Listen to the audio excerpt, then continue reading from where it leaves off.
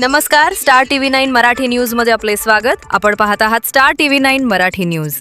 बातमी आहे पुणे जिल्ह्यातील बेल्हा जेजुरी महामार्गावरील लाखमगाव पुलावरून पुराचे पाणी वाहू लागल्यानं हा महामार्ग वाहतुकीसाठी तात्पुरता बंद करण्यात आला आहे। शिरूर आणि आंबेगाव तालुक्यांना जोडणाऱ्या या महत्त्वाच्या पुलावर पुराच्या पाण्याचा वेढा पडल्यामुळे नागरिकांच्या सुरक्षिततेच्या दृष्टीनं प्रशासनानं या मार्गावरून प्रवास टाळण्याचे आवाहन केले आहे। नागरिकांनी आणि वाहन चालकांनी बेल्हा ते जेजुरी महामार्गाचा वापर न करता पर्यायी म्हणून अष्टविनायक महामार्गाचा आणि पुणे ते नाशिक महामार्गाचा वापर करावा असे आवाहन करण्यात येत आहे। पावसाचा जोर कायम असल्यानं नदीच्या पाणी पातळीत वाढ होत असून नागरिकांनी कोणताही धोका पत्करू नये आणि प्रशासनाच्या सूचनांचं पालन करावे।